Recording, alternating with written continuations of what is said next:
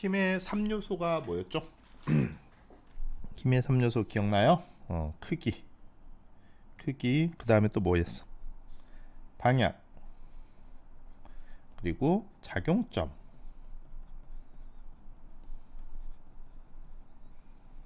자, 이 세 가지가 우리가 힘의 3요소라고 이야기를 하는 거예요. 자, 여기에 하나를 더 더해서 이야기를 하면 이거는 힘의 3요소는 아닌데 그 더하고 빼고 뭐 이런 거 할 때 어떤 물체가 힘이 작용하는 그 연장선. 자, 여긴 작용점이죠. 자, 그리고 방향이 저쪽 방향이에요. 자, 그 다음에 힘의 크기가 이렇게 있는데 그 방향으로 뭐 작용한대 라고 했을 때 그 선을 작용선이라고 불러요. 작용선은 특별히 여러분들이 따로 문제를 풀 때 필요한 건 아니에요. 근데 힘을 합성한다든가 이럴 때 뭐 작용선을 이용해 가지고 그걸 뭐 분해하고 뭐 이런 것들 하고 뭐 그런 얘기 할 때 쓰는 거예요. 자, 그러면 힘의 3요소가 크기, 방향, 작용점이라고 했는데 자, 힘을 더하고 뺄 때 어떻게 해야 되는지 이제 좀 어려운 이야기를 해야 될 것 같습니다. 되도록이면 뭐 피하려고 그랬는데 꼭 해야 되는 이야기들이 있어요. 물리량은 아까 그 앞쪽에 우리가 단위가 뭐가 있다 했어요. SI 단위계는 MKS 단위계하고 뭐 CGS 단위계 뭐 이런 얘기를 했잖아요. 이제 그거 다음에 사실 나오는 얘기들인데 물리량은 물리적인 어떤 값들은 크게 스칼라라고 하는 값을 가지는 아이들. 스칼라 종류하고 그다음에 벡터 종류가 있어요. 벡터. 스칼라 값하고 벡터 값이 있어요. 뭐 그렇게 정했다는데 우리는 외워야지.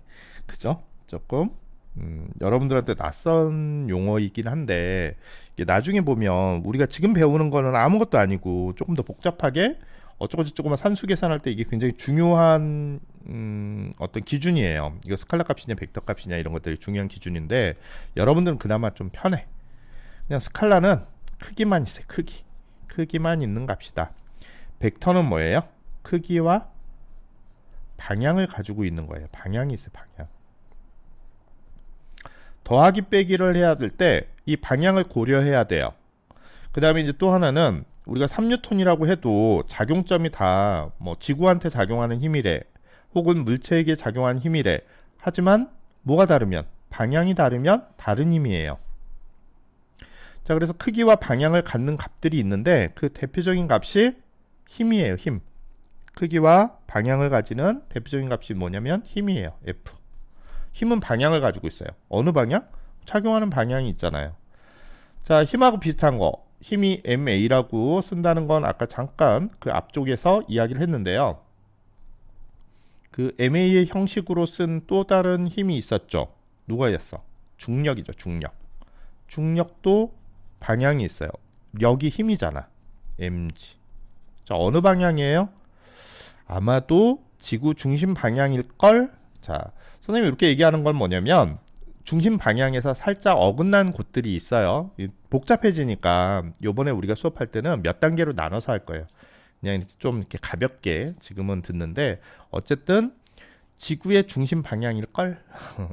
자, 나중에 조금 더 복잡하게 이야기를 할 때가 있을 거예요. 하지만 일반적으로는 우리 연직 하방 아래쪽 방향이잖아요. 그래서 중력도 방향이 있어요. 아래쪽으로.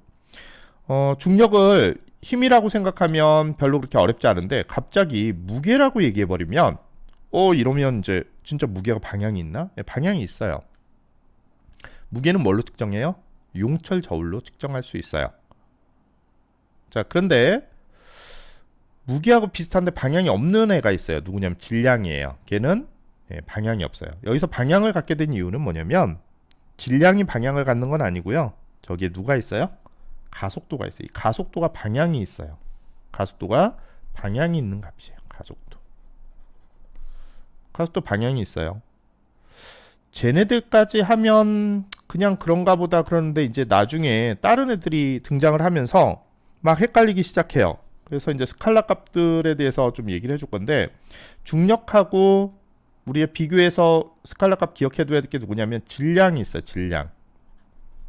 질량은 방향이 없습니다. 측정 방법도 좀 달라요. 뭐 양팔 저울로 측정한다 뭐 이런 얘기 뒤에서 할 건데 어쨌든 질량은 방향을 가지고 있지 않아요.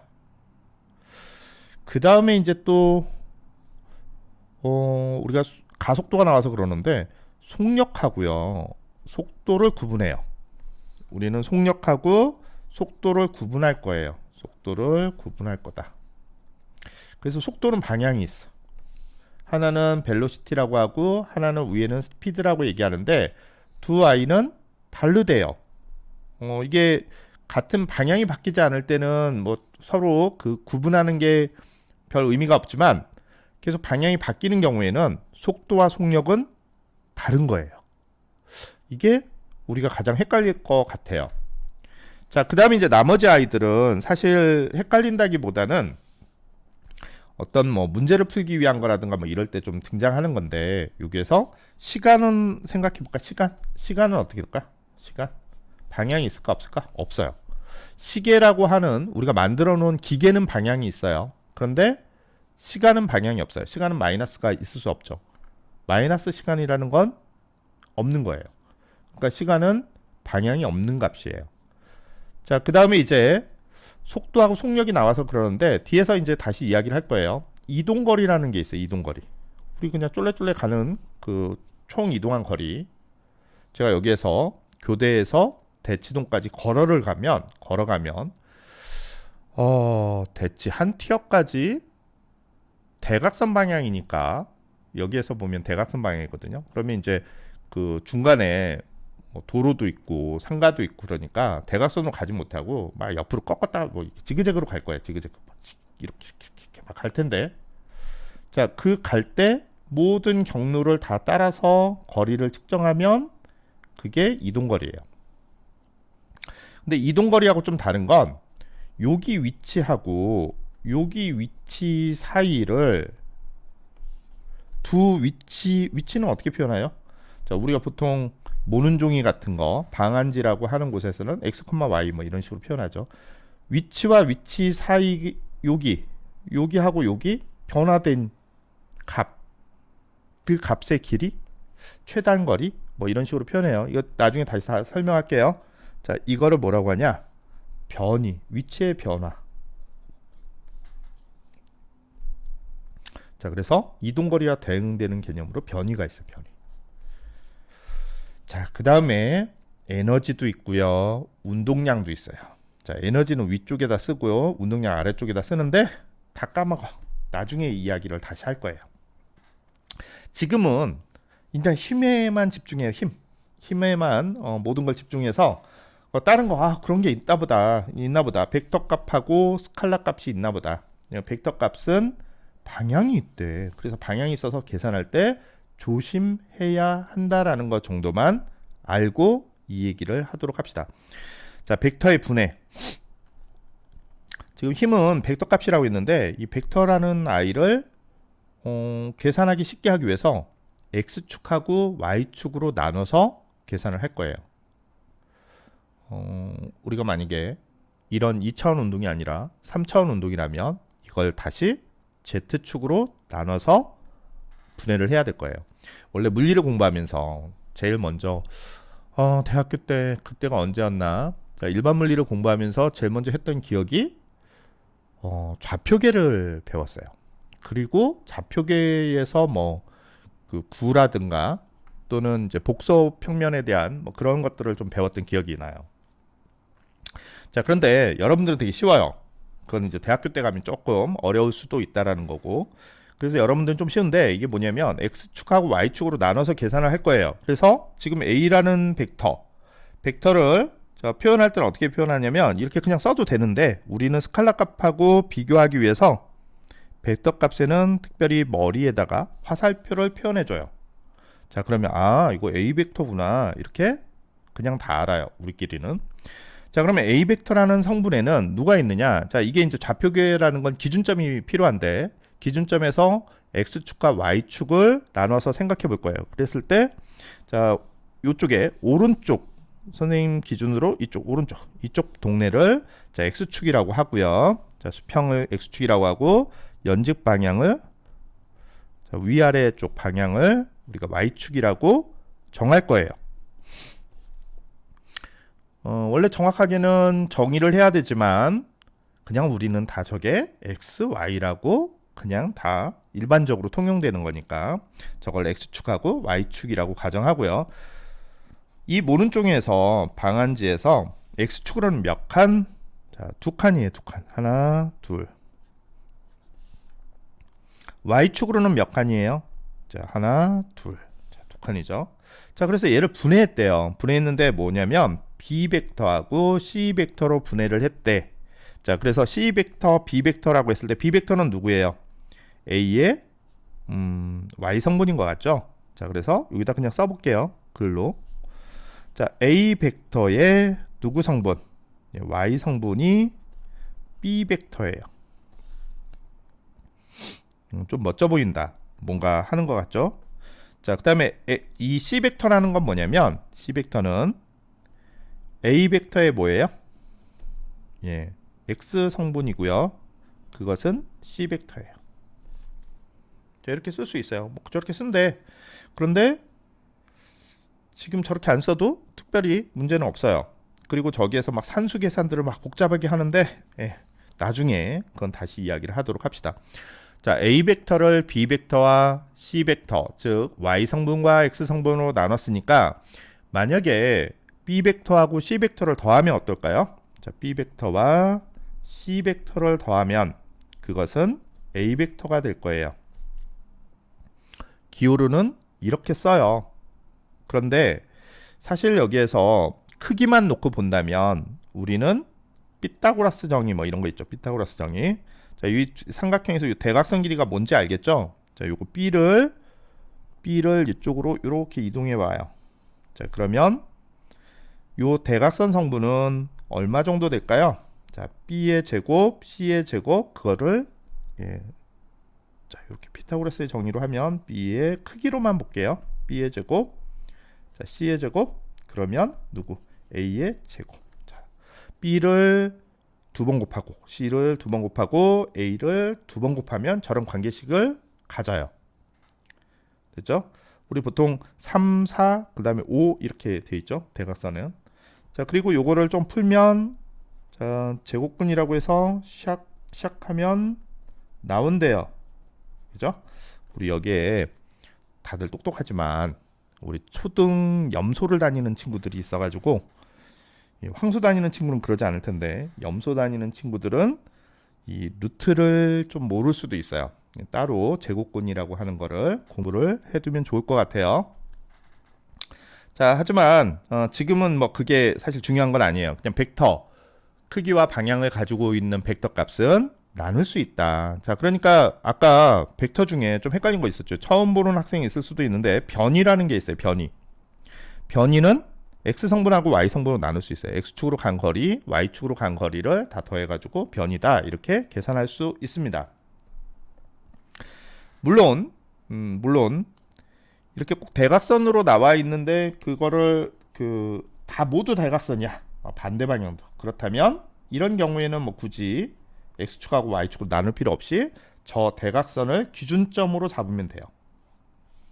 그죠? 대각선을 기준점으로 잡아가지고 그냥 x방향으로 간다 혹은 y방향으로 간다 이렇게 보면 되지만 그렇지 않은 경우가 있다면 x축하고 y축으로 나눠서 계산을 해줘야 된다. 자, 계산하는 방법, 더하는 방법을 볼 거예요. 아까 이제 저 성분이 대각선 성분이 x 성분하고 y 성분이 있어요. 그래서 이제 그렇게 계산한다고 했는데 자, 이렇게 더할 때는 어떻게 하는지 잘 봅시다. a라는 벡터하고 b라는 벡터가 있어요. 자, A 벡터가 좀 삐딱하게 돼 있고 그 다음 B라는 벡터는 여기 수평으로 이렇게 돼 있어요. 그러면 이 둘을 합치면 어떻게 되냐?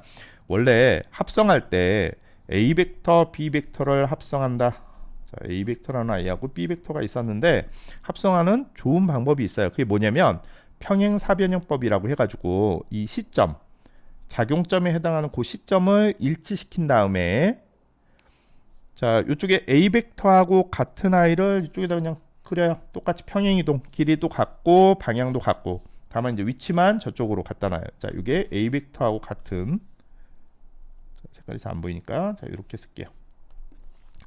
자, 그 다음에 이제 B 벡터하고 같은 I를 위에다가 올려요. 이렇게 쭉 올려. 자, 이건 B 다시. 자, 그래서 만나는 요 지점. 둘을 연결하면 요게 A 벡터하고 B 벡터를 더한 게 돼요. 자, 저런 방법을 뭐라고 부르냐면 평행사변형법이라고 불러요. 자, 우린 저 빠르게 계산하는 방법이 있거든요. A의 제곱 플러스 B의 제곱 2AB 루트 어쩌고 코사인스 이거 뭐가 있어요. 자, 그거는 나중에 복잡하니까. 자, 우리가 기억해야 될 건 뭐냐면 평행사변형법이라는 게 있다. 그래서 두 아이를 가운데로 모은 다음에 자, 이런 벡터하고 뭐 이런 벡터가 있었대요. 자, 두 아이 모아요. 자, 그러면 이게 A 벡터고 만약에 이게 B 벡터라고 한다면 자, A 벡터 그대로 있고요. 자, B 벡터를 요 자리에다가 옮겨 놓은 다음에 자, 반듯하게 못 썼네. 자, 요렇게 B 벡터하고 비슷한 거 A 벡터. 그래서 하여튼 여기 대각선 하는 방법이 있대. 나중에 문제를 풀 때 다시 이야기를 할 거예요. 지금은 이제 최대한 좀 덜 어렵게 하려고 어렵지 않도록 하려고 하는 얘기니까 지금만으로도 너무 복잡하고 폭파될 것 같아. 뇌가 폭파될 것 같아요. 와, 너무 어렵다. 자, 그래서 평행사변형법이 있고 또 하나는 삼각형법이 있어요. 이 삼각형법이 이 빼기에서는 좀 어려운데 그것도 이제 깊이 얘기를 하지 않을 거예요. 자, 그냥 A 벡터하고 B 벡터를 더한다는 의미가 뭐냐? A 벡터가 시작했어요. 끝나는 지점이에요. 다시 거기다 B 벡터를 연결해요. 자, 끝나는 지점에다가 이어요. 그런 다음에 자, A 벡터의 시점이라고 하는데 시작점 여기로 끝나는 점을 종점이라고 그래요. 시점에서 종점까지를 그냥 이어줘요. 그게 A 플러스 B예요. 별로 어렵지 않죠. 의미가 있긴 한데 지금은 대충 하자라는 얘기예요. 자, 그 다음에 이제 교환 법칙이라고 해서 A 플러스 B는 B 플러스 A하고도 같아서 자, 교환 법칙이 성립해요. 이렇게 누가 몰라 막 이럴 수도 있는데 자, 이런 거 교환 법칙이라고 그래요. 그래서 결과는 똑같이 나와요. C 이렇게 구하나 이렇게 구하나 똑같이 방향하고 크게 가죠. 자, 여기에서 합성할 때 우리가 그래프 상에서 합성할 때는 작용점이라는 걸 따지지 않아요. 그냥 크기와 방향만 가지고 우리가 계산하는 거기 때문에 갖다가 모아가지고 계산할 수 있어요. A, B부터 시작하면 B를 시작하는 점과 그 다음에 끝나는 점, 그 끝나는 점에다 다시 A가 시작하는 점을 연결하고 끝나는 점 그랬을 때 처음 시작점과 끝점을 이으면 그게 B 플러스 A가 된다. 됐죠? 자, 그런데 이거는 두 개는 같아요. 자, 얘하고 반드시 안 그려지네. 이쪽 끝자리라서. 자, 얘하고 얘는 만약에 크기가 같고 방향이 같다면 두 벡터는 같은 거라고 보는 거예요. 물론 우리가 힘이 어디에 작용한다. 물체에 작용할 때는 둘이 다를 수도 있어요. 근데 우리 작용점에 대해서는 그냥 저 물체, A 물체, B 물체 뭐 이런 식으로만 이야기를 하기 때문에 그거는 크게 따지지 말고요. 원래 힘의 합성과 힘의 합성. 우리가 실제 물체에서 힘을 합성할 때는 작용점이 같아야 된다라고 하는 단서가 있어요. 나중에 나오는데 우리가 작용 반작용은 크기 같고 방향이 반대이면서 작용점이 서로 상대에게 있다. 합칠 수 있을까요? 네, 합칠 수 없어요. 왜? 작용점이 서로 상대 방향에 있어서. 만약에 합칠 수 있다면 작용 반작용은 항상 둘 사이에 일어난 일이니까 항상 작용이 있으면 반작용이 있다고 그랬죠? 그렇다면 그게 합쳐서 0이 된다면 맨날 꽝인 거야. 힘이 작용하는 건 아무것도 없는 거지. 지네들끼리 다 0이 돼버리니까. 그래서 작용 반작용은 합칠 수 없다. 자, 다시 한번 쓸게요. 작용 반작용은 서로 더할 수 없어요. 불능. 더할 수 없다. 왜? 작용점이 서로 상대에게 있어서. 힘을 합성한다는 건 작용점이 같아야 된다라는 전제가 있다라는 것도 나중에 기억을 해봅시다. 자, 여기 100kg짜리 사람이 있고요. 50kg짜리 사람이 있어요. 둘 다 뭐 굳이 시소를 타려고 생각하는 것 같진 않아요. 이 사람들 둘이 생각을 하는 것 같아. 누가 먼저 뛰어내릴까? 그럼 한 명이 과당하겠지? 자, 그런데 어쨌든 자, 요거를 보면 여러분들이 무슨 생각을 해야 되냐면 자, 무게 중심에 대한 이야기를 기억하고 있어야 돼요. 무게 중심. 아, 저 얘기는 무게 중심 이야기구나라는 걸 알고 있어야 됩니다. 자, 무게 중심을 구할 때 어떻게 하는지 이야기를 해주고요. 다음에 우리가 문제를 풀 때 그걸 적용을 해보도록 할 거예요. 무게중심을 어떻게 유도하느냐는 우리 지금 중요하지 않아. 그런 거 그따위 거 중요하지 않아. 자, 이제 좌표를 하나 생각해야 되는데 여기서 이제 우리가 봐야 될 거는 이런 거예요.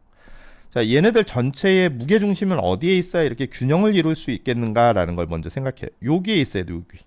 무게중심이 여기에 있어야 얘네들이 균형을 맞출 수 있어요. 무거운 아이는 좀 가까이 있어야 되고 가벼운 아이는 좀 멀리 있어야 돼요. 그래야 무게중심 맞는데, 자, 계산하는 방법을 먼저 알려줄게. 이건 별로 그렇게 어렵지 않으니까. 자, 100kg짜리 아이를 라지 M이라고 가정을 해요. 그리고 50kg짜리 아이 반토막짜리를 스몰 M이라고 가정합시다. 자, 그 다음에 여기에 이거는 굳이 쓸 필요는 없지만 그래도 혹시 모르니까 요거는 요거까지 포함하면 문제가 되겠네. 이거 잘못된 거야. 이렇게 되면 안 되지. 자, 왜 안 되냐면 보통 시소가 무겁잖아. 그럼 시소까지 포함해야 되는데 이거 잘못됐네. 내가 어디서 막 퍼왔는데 다음부터는 내가 직접 그려야 되겠네. 자, 여기 보세요. 자, 원래는 어떻게 구하는 건지 알려줄게요. 각자의 좌표를 곱해요. 좌표를 곱하고 그 다음에 그것들이 자, 스몰 m 좌표.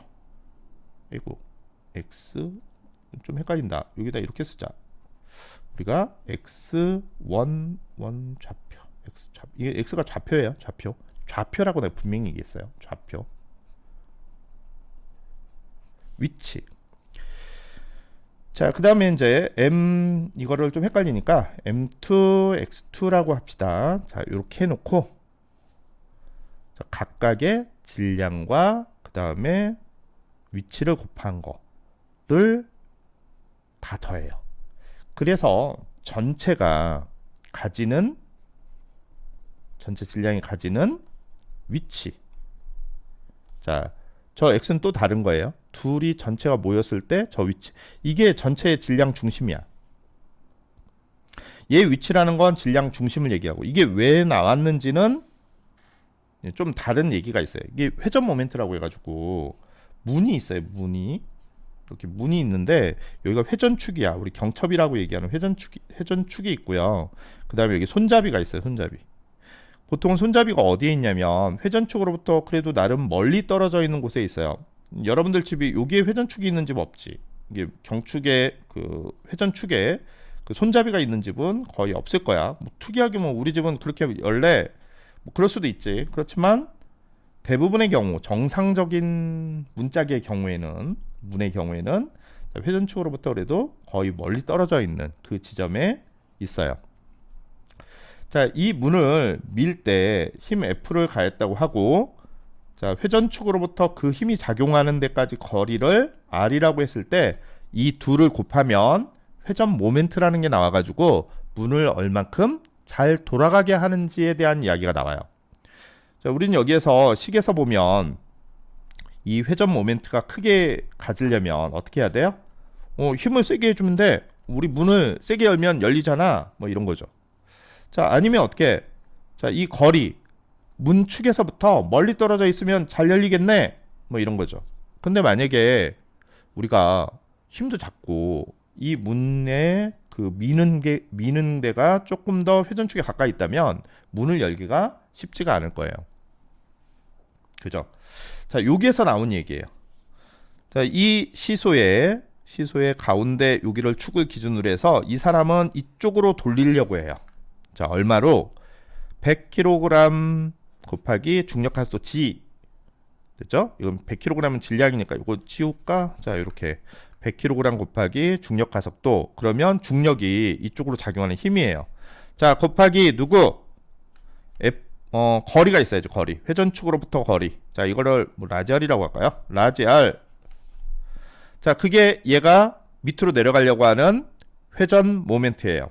자, 그러면 이쪽에서 이 밑으로 내려가려는 회전 모멘트는 얼마인데, 자, 얘는 50이에요. 자, 곱하기 얘가 더 거리가 뭔데? 얘를 스몰 R이라고 써야 되겠네. 자, 얘는 스몰 R.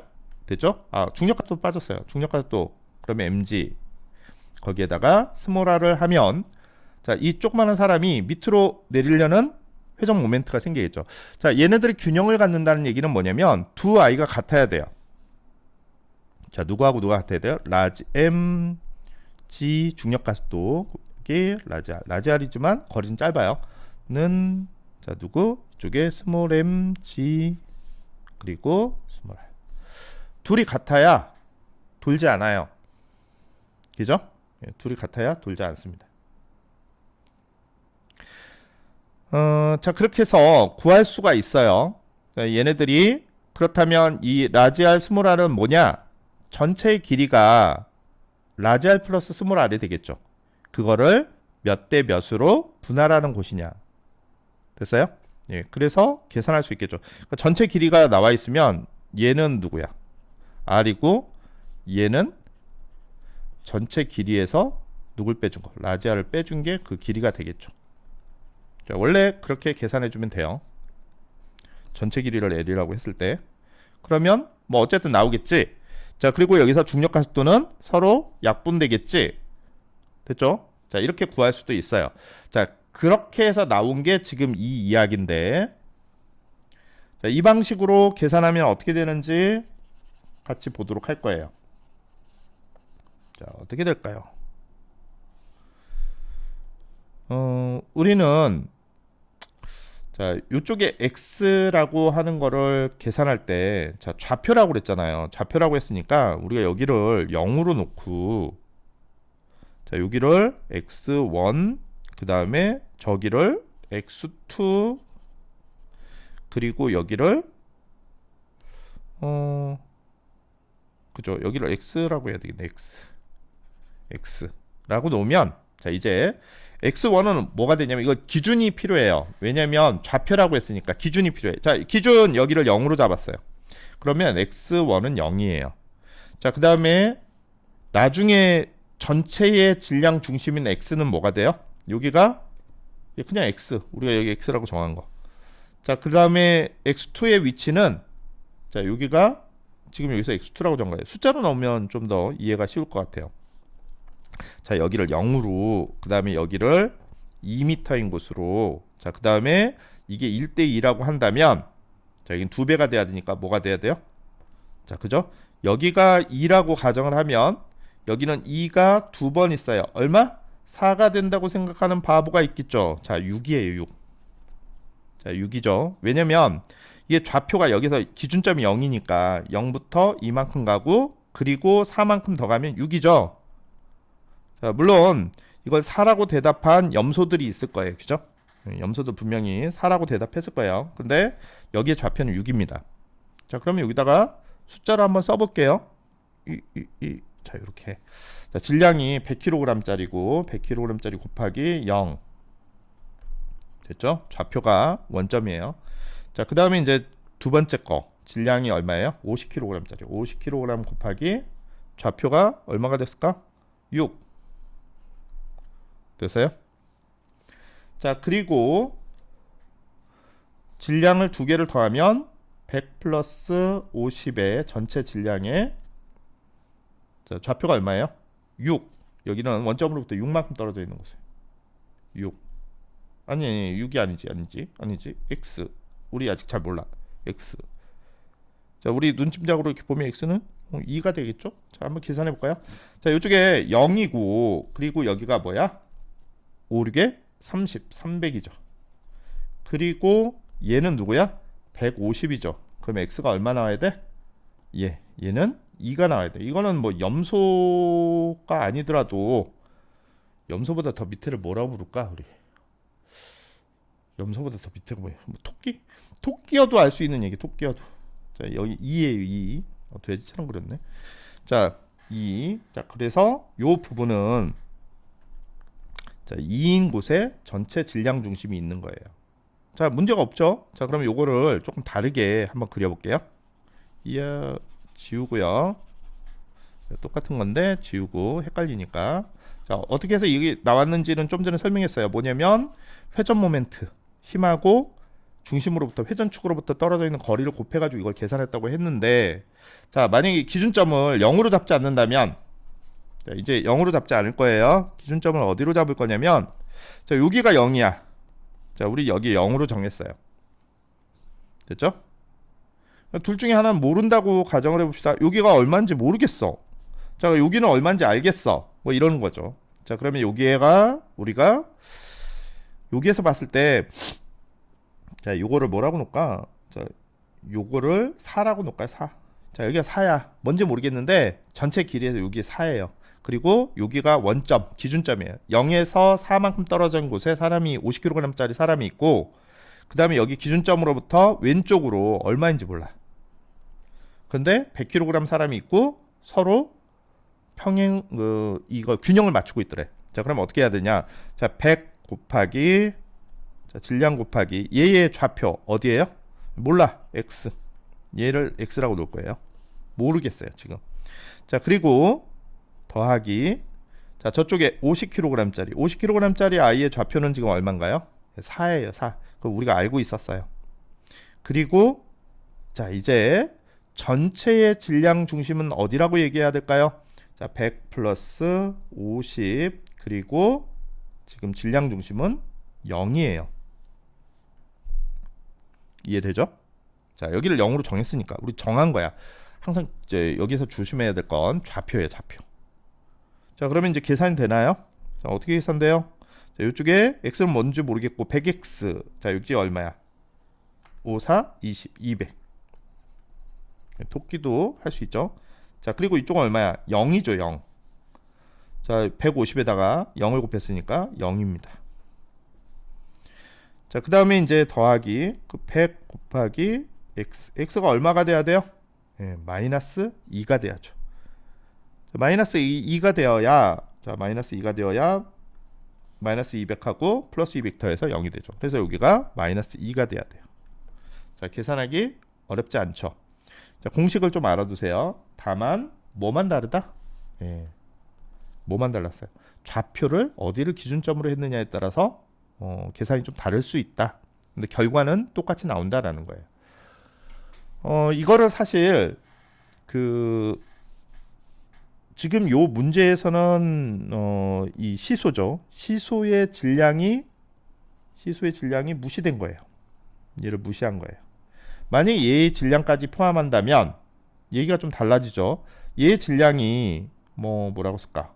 M3? M3.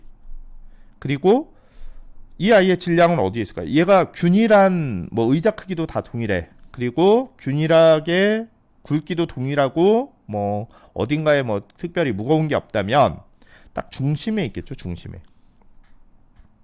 얘의 질량 중심은 여기가 될 거예요. 그죠?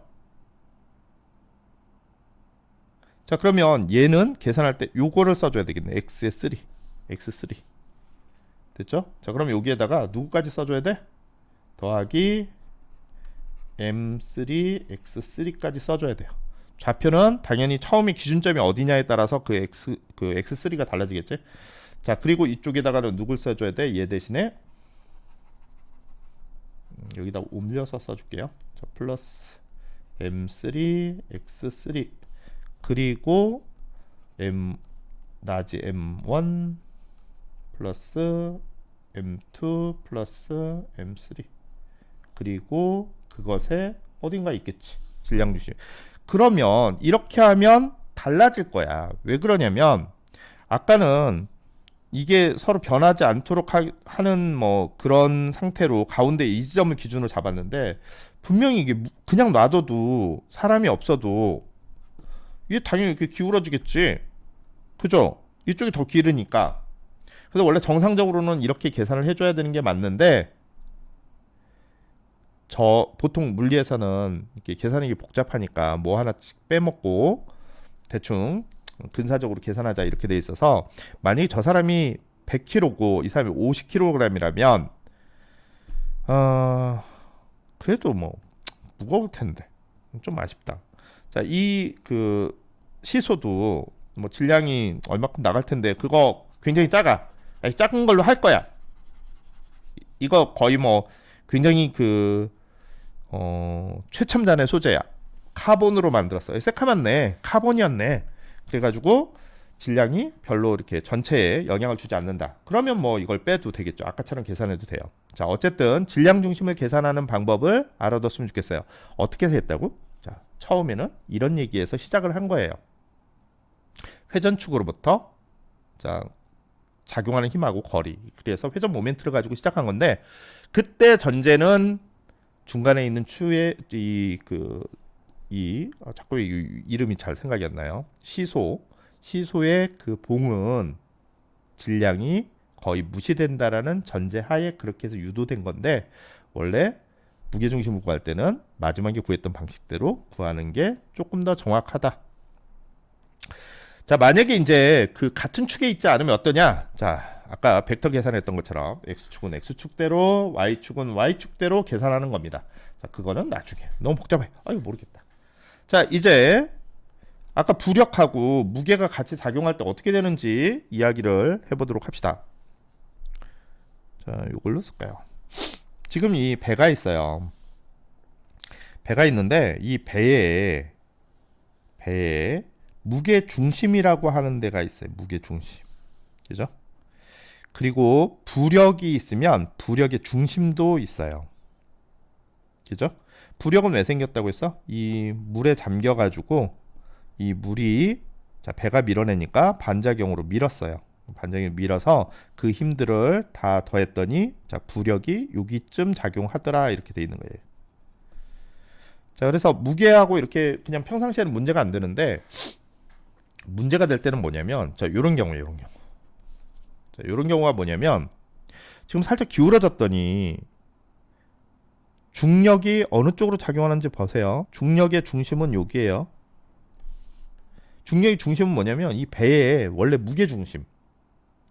그리고 기울어졌으니까 그 무게 중심에서 전체 작용하는 힘은 이 방향으로 작용하겠죠? 됐어요? 살짝 무게 중심이 달라지기는 해요. 모양이 좀 달라져서 그 배가 기울어지면 전체에 이렇게 보면 이렇죠. 사람이 이렇게 있을 때 무게 중심이 여기라고 가정을 하면 이렇게 되어 있으면 무게 중심이 이렇게 좀 바뀌어요. 그러니까 전체에서는 똑같은데 우리가 봤을 때 좀 위치적으로 좀 바뀐다는 뜻이에요. 자, 그리고 방향은 어때? 연직 하방 아래쪽으로 작용을 하고 있어요. 자, 부력이 그런데 문제야. 이게 지금 물체가 여기 안에 이렇게 씁니다. 자, 이렇게 해서 이 안에 이렇게 잠겨 있던 이 아이가 물에 지금 잠겨 있는 부분이 바뀌어요. 자, 어느 쪽으로 많이 잠겼어요? 오른쪽 부분이 더 많이 잠겼죠. 그래서 부력의 중심이 이쪽으로 바뀌고 부력도 크기가 달라져요. 잠겨 있는 부분이 좀 달라질 수 있어서 부력의 크기가 좀 달라질 수 있어요. 그러면 얘가 중력은 이쪽으로 작용하고 부력은 이쪽으로 작용하면 어떤 일이 벌어질까요? 예, 배가 다시 원상태로 되돌아와요.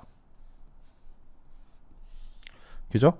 근데 저거를 넘어서면 배가 되돌아오지 못하고 훅 뒤집어집니다. 자, 우리는 이게 그 배가 이렇게 원상태로 복원이 되는데 그 복원을 시키기 위해서 뭘 하냐면 평형수라는 거를 채워가지고 질량 중심을 좀 밑으로 내려요. 자, 그 얘기는 나중에 더 하도록 하겠습니다. 우리가 세월호 같은 경우에 평형수를 짐을 싣기 위해서 많이 빼내가지고 배가 저렇게 기울어졌을 때 다시 복원하는 힘이 제대로 작용하지 않은 거예요. 자, 부력은 어느 쪽으로 작용해요? 위쪽으로 작용하고 중력은 아래쪽으로 작용하는데 뭐가 달라진 거야? 작용점. 이 작용점이 우리가 앞쪽에서 공부할 때는 뭔 얘기였어요? 그냥 물체 단위로 계산했었죠. 배, 그죠? 배 중심 뭐 이렇게 했었지. 근데 이게 조금 배라도 좀 달라지는 거지. 위치가 부심의 위치가 달라지고 하기 때문에 이런 것들을 계산할 때 결과적으로는 힘을 합성했을 때 이 둘은 바로 계산이 안 돼요. 이거 나눠가지고 계산을 해야 되고 그리고 아까 우리 시소처럼 회전을 합니다. 어느 쪽으로 회전을 해요. 그래서 어느 정도 넘어지면 이렇게 복원이 되는데 너무 기울어져 버리면 어떤 일이 벌어지냐면 기울어지면 부심이 어디로 갈까요? 자, 요건 나중에 자세하게 다시 부심이 좀 이쪽으로 와버려요. 이게 잠겨 있는 데가 더 많이 잠겨 버리면 됐죠? 그럼 어떤 일이 벌어지냐면 역전이 돼. 중심 방향 이게 중력 방향이 이건데 아까 부력이 이 방향으로 작용해가지고 자 기울어진 거를 복원을 했다고 했죠. 근데 만약에 중력은 이쪽이고 부력이 이쪽이면 어떻게 될까? 부력이 이쪽으로 넘어와 버리면 그러면 부력은 들어버리려고 하고 중력은 내려버리려고 하니까 더 홀까닥 하고 넘어가 버리죠. 그래서 어느 정도를 넘어가 버리면 얘가 다시 복원이 되지 않고 그냥 가라앉아 버립니다. 엎어져 버려요. 세월호처럼. 그러니까 이거를 배를 설계할 때 그런 것들을 잘 맞춰야 되겠지. 자, 이걸 왜 얘기했느냐? 우리가 문제를 풀 때 조금 필요해요. 그래서 이 얘기도 했어요. 그래서 기울어졌을 때 이 부심의 그 부력 중심의 위치가 바뀐다. 너무 많이 가버리면 이쪽으로 살짝 틀어져 버린다. 그랬을 때 이제 부력이 저거를 지금은 부력이 이쪽으로 들어주는 역할을 해주지만 다시 복원이 되지만 복원이 되지 않는다. 반대쪽으로 기울어졌을 때도 마찬가지로 그 선을 넘어가면 안 돼요. 그래서 어느 한계까지는 지가 자동으로 일어나 오뚜기처럼. 근데 그거를 넘어가면 일어나지 못한다. 자, 그 다음 얘기는 탄성력 이야기예요. 탄성력. 탄성력은 우리가 힘을 줬을 때 두 가지가 있죠. 하나는 뭐야? 운동 상태가 변한다. 자, 힘을 줬을 때 운동 상태의 변화를 가져와요. 자, 운동 상태의 변화라는 거는 빠르기가 변할 수도 있고 또 하나는 방향이 변할 수도 있어요. 방향. 이 두 가지 중에 하나가 변하든가 아니면 둘 다 변하는 거를 우리가 운동 상태가 변했다라고 얘기를 해요. 자, 이 빠르기와 방향을 합쳐서 뭐라고 얘기하느냐? 빠르기도 있고 방향도 있는 거. 아까 잠깐 얘기를 했는데 벡터 값 중에 속도라는 게 있어. 빠르기만 이야기하는 건 속력이 있었죠. 자, 벡터예요, 속도는. 그래서 속도의 변화를 가져옵니다. 누가? 힘을 가해줬을 때. 힘이 작용하면 운동 상태가 변화합니다. 자, 이것도 어느 방향으로 어떻게 받느냐에 따라 좀 다르긴 한데 그냥 제대로 받았다고 운동을 변화시키는 쪽으로 받았다고 뭐 얘기를 하면 자 빠르기나 혹은 방향이 변합니다. 그 다음에 이제 힘이 또 하나 뭘 할 수 있느냐? 물체의 모양을 바꿀 수가 있어요.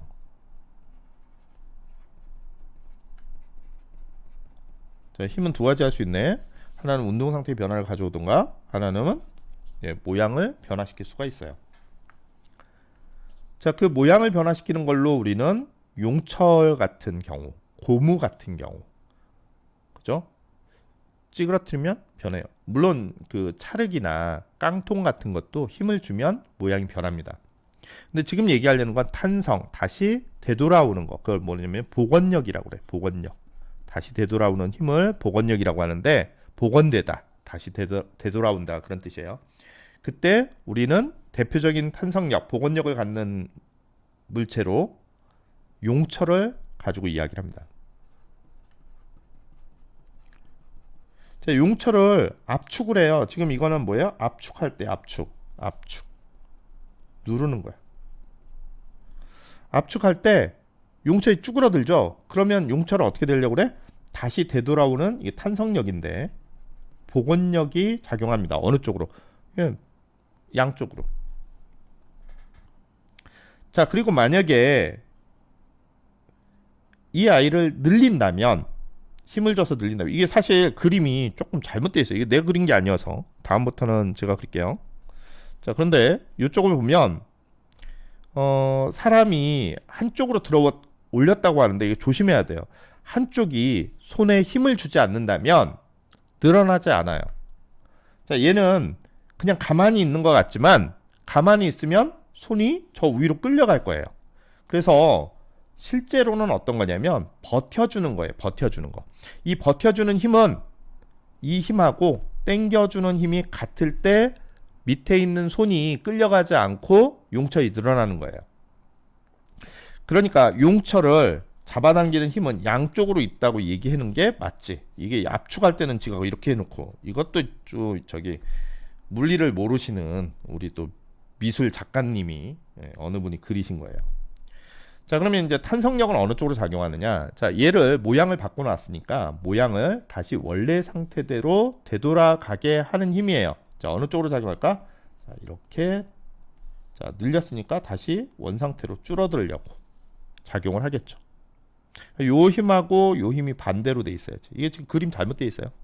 이거 그림 좀 이상해요. 자, 그림을 내가 예쁘게 그려줘야지. 자, 이쪽에 어떻게 그릴까? 빨간색으로 탄성력은 어느 쪽으로 적용한다? 예, 얘를 모양을 어떻게 보지? 두껍게 그려야 되겠다. 두껍게 아예 두껍게 그려봅시다. 자, 이렇게 그리고 진짜 문해졌네. 그리고 자, 양쪽으로 늘렸으니까 자, 쭈그러들려는 쪽으로 작용을 하죠. 이게 탄성력이에요. 자, 늘리는 힘은 뭐가 있을까요? 늘리는 힘은 자, 얘를 양쪽으로 잡아당겼죠. 양쪽으로 이렇게 힘이 양쪽으로. 네, 이렇게 강조하는 이유가 있어요. 자, 용철에 작용한 힘이 얼마냐라고 얘기를 했을 때 이런 경우로 한번 봅시다. 하나는 벽면에다가 고정하고 10N으로 당겼을 때예요. 자, 또 한 경우에는 자, 용철을 똑같은 용철이에요. 이 벽이에요. 벽에 고정을 했어요. 벽이 굉장히 단단한 벽이어가지고 예, 절대 끌려올 수 없는 그런 벽에다 고정하고 10N을 잡아 당겼습니다. 또 하나는 양쪽에 손으로 10N으로 잡아 당겨요. 두 아이는 완전히 동일한 결과예요.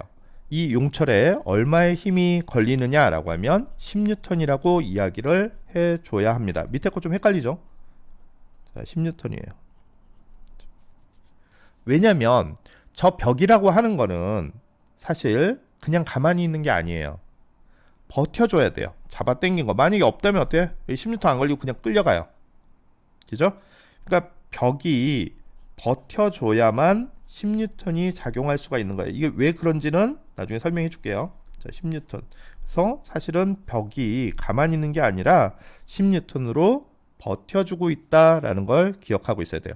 그냥 이렇게 있으면 그냥 끌려가고 말아요. 힘이 작용하지 않습니다. 자, 그래서 지금 이렇게 아까 좀 전에 약간 그 토끼 다닌 그림 그리는 분이 그린 것 같이 뭐 이유가 있었겠죠. 그런 이유 무슨 생각으로 했을 텐데 지금 여기에서 보기에는 좀 잘 이해가 안 가요.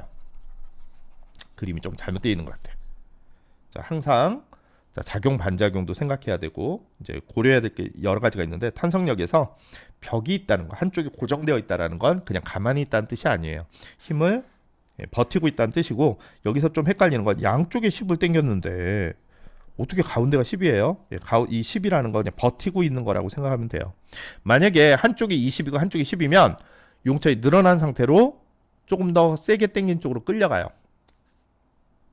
알겠죠? 자, 어쨌든 탄성력은 거기까지. 자, 뒤에 후계 법칙이라는 걸 설명을 잠깐 할게요. 용철에는 이게 용철도 되고 뭐 고무도 되고 고무줄도 되고 그래요. 근데 이 아이들은 각자 우리한테 정해준 그 용철이나 고무줄에는 K라고 해서 탄성계수라는 거를 알려줘요. 탄성계수. 옆에 있죠? 탄성계수.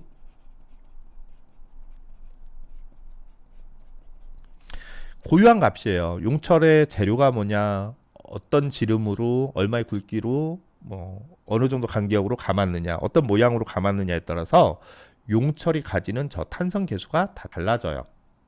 고유하게 이렇게 만드는 거야. 용철을 가지고 만들어요. 자, x는 뭐냐? 내가 힘을 줬을 때 변화된 길이에요.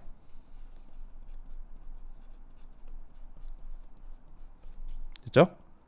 자, 가운데 마이너스가 좀 있긴 한데 변화된 늘리면 줄어드는 쪽으로 가고 줄이면 늘어나는 쪽으로 간다. 이게 마이너스가 반대 방향이라는 뜻이에요.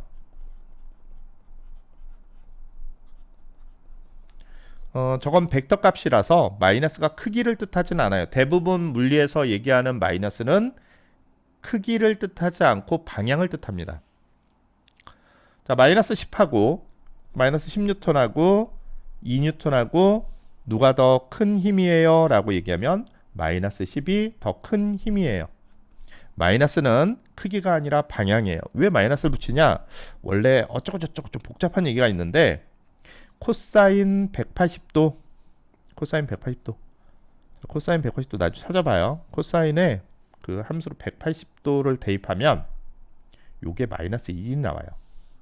우리 힘 같은 거 계산할 때 저 코사인 하거든요. 그런데 그게 마이너스 180도, 즉 반대 방향이라는 의미예요. 그래서 계산하면 마이너스 1이 나와서 거기에 마이너스 1을 곱해준 거다, 이렇게 생각하면 돼요. 오른쪽 방향을 플러스로 잡으면 왼쪽 방향은 마이너스, 위쪽을 플러스로 잡으면 아래쪽은 마이너스. 자, 그런데 그게 절대 방향은 아니기 때문에 우리가 그걸 반대로 정의를 하면 그냥 반대 방향인 거예요. 그래서 마이너스는 반대 방향이다. 변화된 길이의 반대 방향. 보통은 이렇게 써요. 자, x가 변화된 길이라고 해서 델타 x 삼각형. 이 델타라고 읽는데 저 삼각형은 처음 길이와 나중 길이의 차이, 변화량을 얘기해요. 그래서 탄성력은 저렇게 쓴다. 막 어쩌고저쩌고 계산해서 나왔겠죠? 자, 근데 저 K는 용처를 자르거나 더하거나 뭐 바꾸거나 이러지 않는다면 K는 바뀌지 않아요. 만약에 저게 용철이었다면 탄성계수라는 표현 대신에 용철 상수라는 표현을 쓰기도 해요. 용철이니까. 상수니까 무슨 뜻이겠어요? 걔는 일정한 값을 가져. 내가 용철 한번 넣어 주면 그 용철 가지고 실험하면 그 용철은 얼마 이렇게 정해져 있어 뭐 써 있겠죠. 자, 그래서 그 값이 일정하다. 탄성계수라는 거를 쓰는 거는 이제 용철일 수도 있고 고무줄일 수도 있으니까. 고무줄은 고무줄 상수라는 얘기는 별로 쓰지 않는 것 같아요. 고무줄 상수라는 얘기 들어본 적이 없는 것 같아요. 이게 왜 그러냐면 고무줄은 그 늘어났을 때 이게 힘이 어느 구간 안에까지는 힘이 이렇게 그 변화된 길이, 그러니까 압축했거나 아니면 늘린 길이에 비례해서 일정하게 이렇게 좀 돼야 돼요. 이제 오른쪽 그래프처럼. 자, 내가 거리를 10cm 늘리면 힘이 10N이었대. 그럼 20cm 늘리면 힘이 얼마? 20N 된대. 막 이런 식으로. 근데 이거 용철을 막 잡아 당기다가 너무 얘가 버틸 수 없는 힘으로 당기면 어떻게 되는 줄 알아요? 이렇게 돼요. 자, 여기를 뭐라고 부르냐? 요 길이, 그러니까 정상적인 그런 어떤 변화, 탄성력은 변화된 길이에 일정하게 비례해서 증가해야 되는데 그러지 않고 훅 가는 데가 있어요. 훅. 그래서 훅의 법칙인가? 자, 여기를 뭐라고 하냐면 탄성 한계라고 그래요. 실험을 할 때는 항상 탄성 한계 안에서 실험을 해줘야 돼요. 됐죠? 탄성 한계. 근데 고무줄을 왜 안 쓰냐면 이런 것 같아요. 고무줄은 그 탄성 한계도 좀 작은 데다가 뭐 쉽게 끊어질 수도 있고 잡아당기면 어떻게 돼요? 고무줄의 길이가 두께가 얇아지죠. 그러면서 싹 변해. 이거 고무줄이 이렇게 될걸? 아마? 자, 그래서 고무줄에서는 그런 고무줄 상수라는 거를 일정히 유지하기가 어려우니까 그런 것 같아. 그거 내 생각이야. 그럴 것 같아. 지금 생각해보니까 그런 것 같아. 자, 어쨌든 탄성계수라는 표현을 고무줄에도 써요. 근데 그게 뭐 일정한 값은 아니니까 그냥 고무줄 한 개 썼을 때, 두 개 썼을 때 뭐 이런 식으로 하는데 그건 나중에 다시 이야기를 하도록 할 거예요. 어쨌거나 자, 이런 그래프에서 F는 아까 뭐라고 그랬어요? 그냥 크기만 보면 K 델타 X. 자, 델타 X인데 처음 길이를 0으로 잡으면 그러니까 변화된 길이죠. 이게 변형된 길이. 용철 전체 길이가 아니라 변형된 길이에요. 예를 들어 용철이 10cm짜리가 있었는데 내 힘을 줬더니 20cm, 25cm가 됐대. 그러면 얼마큼 변화됐어요? 15cm가 됐죠. 이거는 토끼여도 다 맞출 수 있는 얘기죠. 그렇죠? 자, 15cm만큼 변화된 길이야 라는 거죠. 자, 그래서 변화된 길이가 제로일 때부터 이렇게 쭉 해가지고 이렇게 썼는데 요때 요게 y에 해당하는 거잖아요. 이게 x에 해당하는 거. 이 k가 뭐가 있어? 기울기예요. 이것도 알아둬야 돼. 기울기는 탄성계수이다. 여기서 그래프에서 또 알아둬야 될 건 탄성 한계가 있다. 탄성 한계 내에서 실험해야 된다. 뭐 써야 된다. 자, 그 다음에 어떤 값이 주어지면 기울기를 우리 뭐 단위 맞춰가지고 단위가 뭐 센티미터일 때는 힘이 단위가 뉴턴이니까 좀 조심해야죠. 미터 단위로 좀 생각을 해야 되니까. 그래서 탄성계수 K를 찾을 수 있다까지 조금 더 얘기를 할 수 있는데 우리는 거기까지 나중에 더 자세하게 이야기를 할 거예요. 어쨌든 용철에서 중요한 건 F는 KX 그리고 그래프에서 기울기가 탄성계수다. 자, 거기까지요.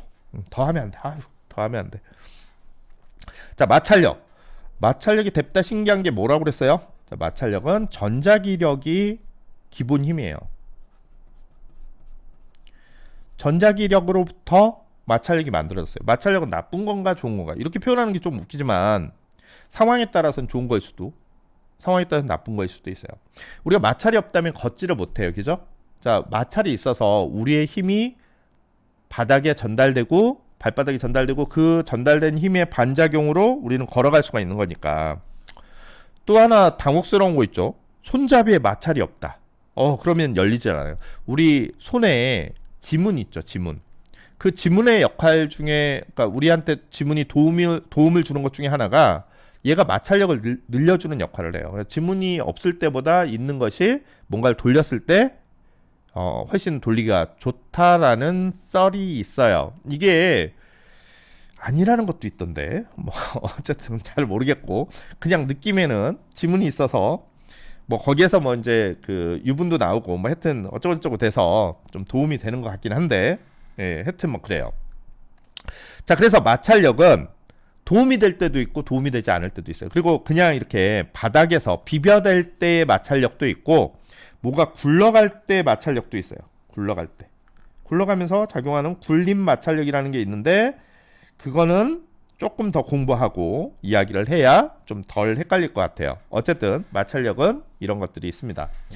자, 마찰력이 전자기력에서 나왔다는 얘기는 이제 뒤에서 왜 그런지 설명을 다시 할 건데 마찰력 그러면 우리 그냥 교과 과정에서는 세 가지를 생각해야 돼요. 마찰력이라는 건 정지했을 때 마찰력이 있어요. 정지 마찰력. 마찰력이라는 건 그럼 운동 상태가 정지 아니면 뭐죠? 예, 운동이죠. 운동 마찰력이 있어요.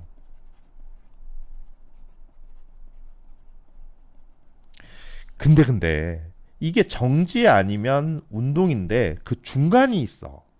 우리는 그게 마찰력이라고 그냥 우리가 생각하는 그런 마찰력, 운동을 방해한다든가 운동을 도와준다든가 이런 마찰력이 아니라 지금 이 상태가 정지 마찰력인지 아니면 운동 마찰력인지 아니면 운동하려고 해? 운동하고 있어? 요거 지금 어떤 상태야? 자, 요거를 결정하는 마찰력이 있어요. 그게 최대 정지 마찰력이에요.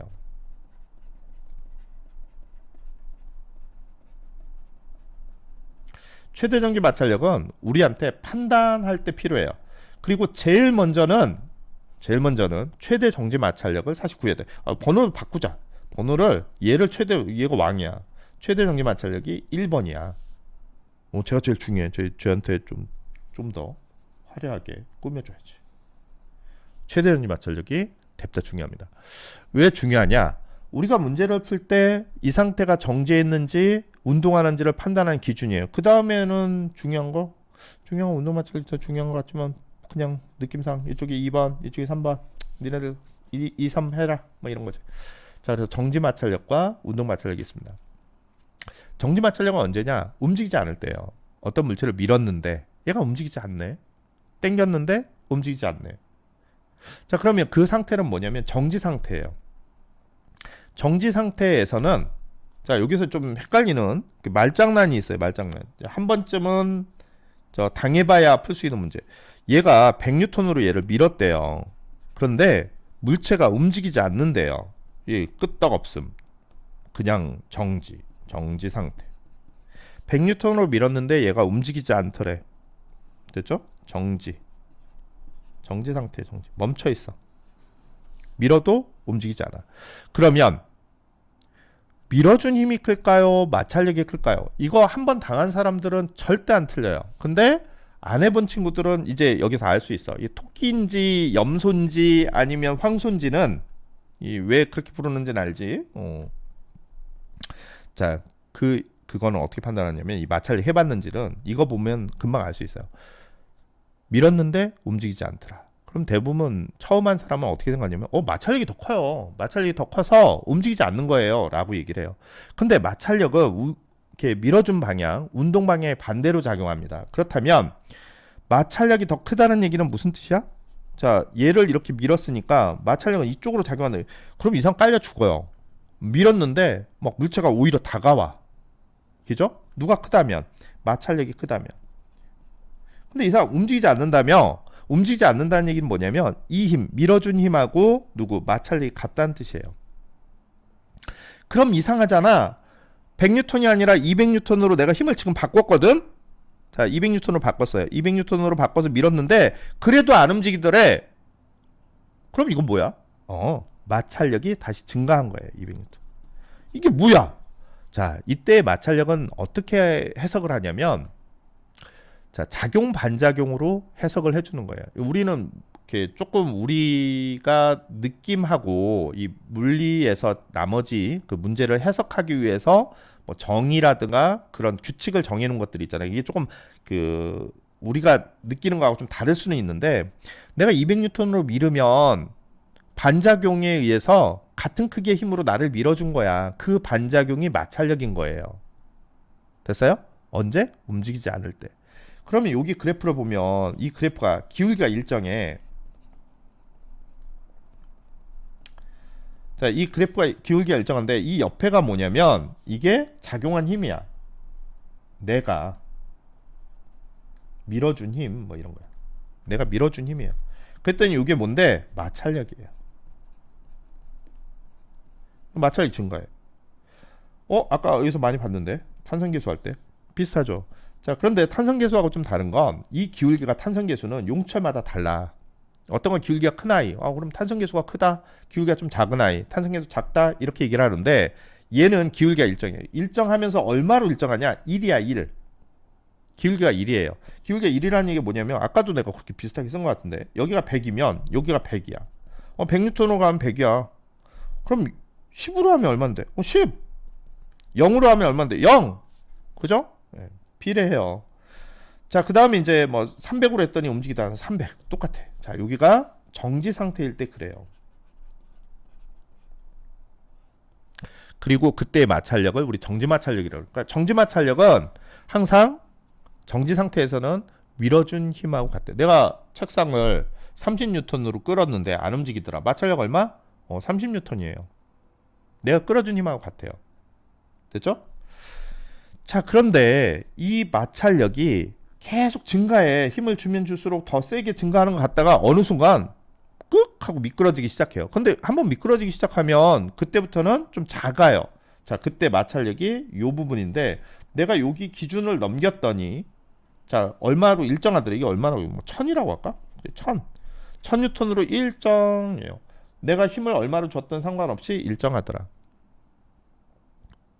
됐어요? 이게 미끄러지는 거야. 그럼 미끄러지고 나서는 일정해. 그리고 이거를 버티고 이게 뭐야? 최대로 정지한 마찰. 이게 지금 문제를 풀 때는 이게 임계점이기 때문에 그러니까 한계점이기 때문에 거기가 딱 기준점이기 때문에 어떨 때는 물체가 최대로 버티는 점이라고도 얘기하고 어떨 때는 물체가 움직이기 시작하는 순간이라고도 해요. 같은 점이야. 그 최대 정지 마찰력까지는 계속 마찰력이 증가하는데 최대 정지 마찰력을 딱 지나면 갑자기 훅 떨어지고 그때부터는 힘을 얼마를 줬든 간에 상관없이 일정해요. 물론 그 힘은 운동 마찰력보다 같거나 큰 힘을 줬을 때 운동 마찰보다 작으면 이제 점점 속도가 줄어들어 가지고 이제 아니야. 그러고도 속도가 줄어들어도 멈추기 전까지는 힘이 작아요. 그러니까 한번 움직이고 나면 그 마찰력은 굉장히 작아집니다. 비교적 운동 마찰력으로 일정하고. 그래서 둘 중에 하나잖아. 정지해 있거나 운동하거나. 그럼 이거를 어떻게 판단하느냐? 그 최대로 버티는 점이 얼마인지가 공식으로 구할 수가 있어요. 그래서 그걸로 구할 수 있습니다. 어떻게 구하는지 방법 경우의 수가 어떤지 이건 나중에 좀 더 복잡하게 얘기를 해줄 거예요. 그래서 우리는 제일 먼저는 최대 정지 마찰을 구해야 돼요. 이게 어떤 상황인가? 자, 그런데 이거 하면 비슷한 게 있어요. 난 이거 보면 이게 비슷하다고 느껴져요. 이게 나무젓가락이 있어요. 나무젓가락을 손으로 이렇게 해서 양쪽으로 이렇게 잡아 당겨가지고 여기를 부러뜨려. 빡! 자, 우리 손으로 양쪽으로 잡아 당겨서 부러뜨린다고 가정을 해봅시다. 자, 처음에 힘을 줄 때 나무젓가락 버티죠. 굉장히 세게 버텨요. 의외로 잘 안 부러집니다. 근데 어느 순간 부러지면 어때? 빡! 한 다음에 쓱 하고 밀리죠. 그거하고 똑같아. 마찰력은 이 부분이 분자들이 서로 뭐 분자 넘어서 원자들이 서로 전기적으로 늘어붙어 있어요. 에이, 그냥 들면 떨어지잖아. 예, 그건 사람이 굉장히 강한 힘으로 들었기 때문이에요. 냉용접이라고 해가지고 그렇게 막 뭔가 뭘로 이렇게 본드나 아니면 뭐 녹여가지고 붙인 게 아니더라도 그냥 살짝 놔도 여기가 붙습니다. 용접 상태예요. 냉용접 상태. 이것도 썰이긴 하지만 냉용접 상태예요. 자, 그래서 이게 붙어 있는 상태에서 밀면 처음에 버텨. 그러다가 어느 순간 빡 하고 이게 깨진다고. 그러면서 깨지면서 밀리기 시작하는 거예요. 그러면 요게 왜 붙느냐라는 거는 뭘로 설명할 수 있다? 예, 전자기력으로 설명할 수 있는 거예요. 그래서 전자기력이 마찰력의 기본이 되는 원인이 되는 힘이다라고 보는 거예요. 이게 당연히 중력은 만유인력 때문에 나타나는 거죠. 그죠? 뭐 그리고 그 안에 뭐 어쩌고저쩌고 뭐 강한 행력, 약한 행력도 있어요. 자, 처음에 이야기했던 거 기억나나요? 힘에 네 가지가 있다. 기본 힘은 만유인력, 전자기력, 강한 행력, 약한 행력 이 네 개가 있다. 뭐 오지선다형으로 내기 딱 좋잖아요. 자, 이제 봅시다. 냉용접이 부서질 때까지 움직이지 않는다. 자, 막 낑낑대고 밀어요. 그런데 얘가 눈에 보이진 않지만 자, 여기가 붙어 있는 거야, 이게. 자, 표면도 아주 매끄럽다고 생각하지만 사실은 우리가 그 수준을 어느 정도 해상도로 보느냐에 따라 다르긴 하지만 이렇게 거칠거칠 돼 있죠. 그 부분이 이렇게 붙어 있어요. 그러다가 버티고 버텨. 이게 밀면 버티고 버티다가 빵 하고 깨지면 그때부터 밀리기 시작한다. 이게 이제 버틴 힘 뭐 이렇게 표시한 거죠. 자, 그래서 이제 움직이기 시작하면 그때부터는 스르륵 밀리면서 운동 마찰력이 작용한다. 됐죠? 정지 상태에서의 마찰력의 크기는 밀어준 힘하고 크기가 어떻다고 했어요? 같다라고 얘기했어요. 됐죠? 자, 마찰력의 종류를 한번 볼까요? 마찰력의 종류를 보면 어떻게 돼 있어요? 예, 마찰력의 종류. 자, 최대정지 마찰력, 그 다음에 정지 마찰력. 선생님은 항상 최대 정지 마찰력이 먼저야. 얘가 기준이거든. 정지 마찰력, 그 다음에 운동 마찰력이 있는데 공식도 있어요. 공식이 잠깐만 공식을 나중에도 이야기를 하겠지만 공식은 어떻게 되냐면 F는 자, 마찰 계수. 이거는 표면적이 얼마나 거치냐라는 거를 표현한 서로 표현한 값이에요. 근데 이제 문제가 있어. 유리하고 나무를 했느냐, 유리하고 고무를 했느냐에 따라서 이게 달라. 그러니까 똑같이 유리가 있지만 상대 누구하고 만나느냐에 따라서 서로 찌지직 된 정도가 누가 더 크냐 이거를 나타내는 값이 이제 마찰 계수라고 부르는 거예요. 자, 저거는 읽을 때는 마찰 계수 뮤라고 읽어요. 뮤. 그리스 글자인가? 뭐 하여튼 그렇죠. 뮤라고 읽어요. 마찰 계수는 뭐 0. 몇 이런 식으로 나와요. 0.0 몇. 자, 이 마찰 계수의 비례 이거는 누가 결정하는 값이라고? 바닥. 보통은 거칠기하고 관련이 있습니다. 거칠기. 근데 이게 면적하고는 관계없어요. 면적하고는 관계가 없어요. 자, 이거는 뒤에서 나중에 다시 이야기를 할 건데 바닥의 거칠기. 그러니까 접하고 있는 면의 거칠기하고 관계 있어요. 그리고 이 애를 면에 얼마나 잘 접촉을 시켰느냐는 건 꽉 눌러준 힘하고 관계 있는데 이 우위를 이렇게 꽉 눌러줘요. 물체를 눌러준 힘하고 관계 있는데 이 눌러준 힘으로 표현하지 않고 자, 눌러줬더라도 그게 잘 전달이 안 될 수 있죠. 그 힘이 바닥에 얼마나 전달됐는지는 어떻게 하냐? 바닥에서 밀어주는 수직항력을 보면 알 수 있어요. 그래서 수직항력. 아까 물체가 면을 누르면 예, 그 힘에 대한 반작용이 면이 물체를 떠받치는 힘이라고 했죠. 그 수직항력. 수직항력 N이라고 표현하고 수직항력. 나중에 다시 다 배울 거예요. 수직항력의 비례예요. 꽉 눌러주면 마찰력이 커집니다. 자, 그래서 마찰력 이렇게 구해. 근데 아까 뭐 힘이 달라지면 달라진다며? 예, 맞아요. 언제? 정지 마찰력 공식이 없어. 정지 마찰력은 그냥 외부에서 얘한테 작용한 힘이 움직이지 않는다면 그게 그냥 마찰력이에요. 방향은 물론 반대고 크기가 항상 같아요. 움직이지 않잖아. 자, 그런데 최대 정지 마찰력은 구하는 공식이 있어요. 아니면 그래프가 이렇게 우리한테 그래프를 주어지면 이 제일 위의 값 요게 최대 정지 마찰력이에요. 내지는 예, 이렇게 공식이 있어요. 최대 정지 마찰 계수 곱하기 예, 수직항력. 근데 이게 마찰 계수가 두 종류가 있는데 하나는 정지 마찰 계수가 있어요. 하나는 운동 마찰 계수가 있어요. 그래서 정지 마찰 계수는 뭐 구할 때 쓰는 거냐면 최대 정지 마찰력 구할 때 쓰는 거예요. 최대 정지 마찰력. 마찰력. 자, 그럼 운동 마찰 계수는 뭐냐면 운동 마찰력 구할 때 써요.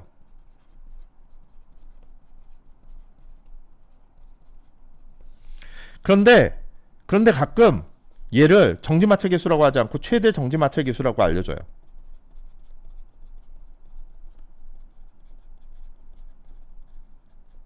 그럼 뭘 구하는 거다? 예, 당연히 최대 정지 마찰 계수를 주면 헷갈리는 토끼가 없겠지? 자, 최대 정지 마찰 계수를 주면 거기다 수직 항력을 곱해가지고 최대 정지 마찰력을 구했을 거예요.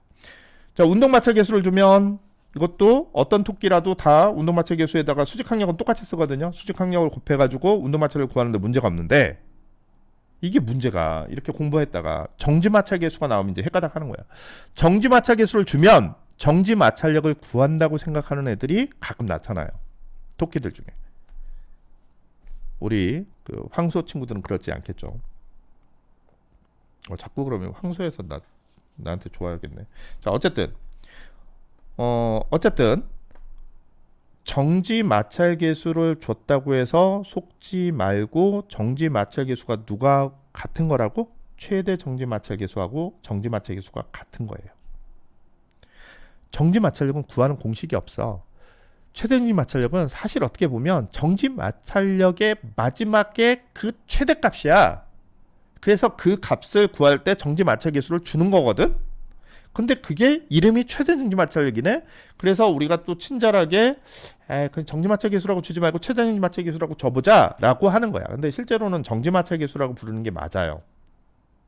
자, 우리 이게 헷갈리지 않으려면 딱 고정값을 갖는 거는 자, 두 가지가 있죠. 하나는 최대 정지 마찰, 하나는 운동 마찰력. 정지 마찰력은 고정이 아니야. 그때그때 달라요. 그때그때 달라요. 여기까지는. 그래서 공식이 없습니다. 됐죠? 그리고 지금 보면 항상 최대 정지 마찰력이 운동 마찰력보다 큰 관계로 항상 정지 마찰 계수는 최대 정지 마찰 계수 같은 거라고 그랬어요. 정지 마찰 계수가 누구보다 크다? 운동 마찰 계수보다 큽니다. 딱 그래요. 됐죠? 옆에 이야기들을 좀 참고해서 보면 될 것 같아요. 문제를 좀 풀려고 했더니 이건 문제는 또 한 번 녹화를 해야 되겠네.